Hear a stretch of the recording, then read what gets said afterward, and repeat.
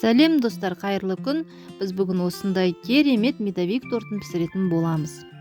Ол үшін бізге жұмыртқа, сары май, бал, қант және ас содасы, сонымен қатар ұн қажет. Бұл жерде мен 2 медовик тортын жасаймын, сондықтан менің алған ингредиенттерім 2 есе, ал сіздерге арнайы рецепт видеоның астына қалдыратын болам. Алдымен балымды, қантымды және сары майымды водяной баняда осылай ертіп алам.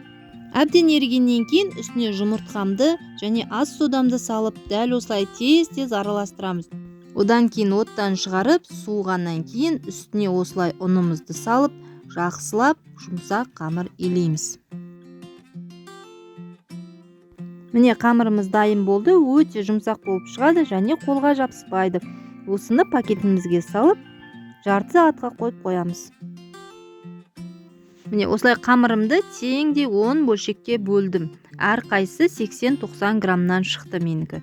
Содан кейін пергамент қағазға салып, үстіне пакетті қойып, осылай қамыр жайып шығамыз.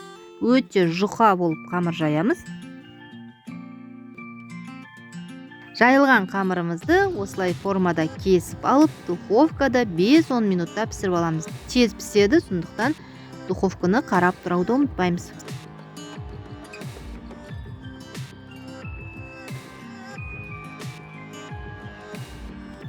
Міне пісті, тез піседі.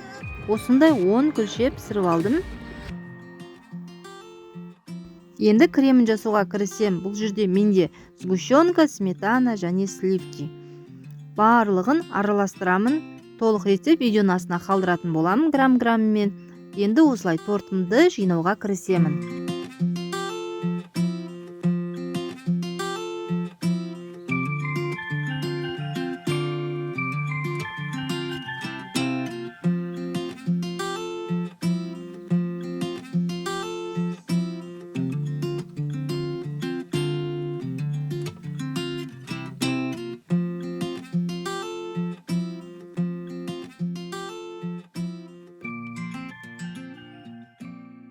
Міне қалағанымызша осылай тортымызды сәндеп шығамыз.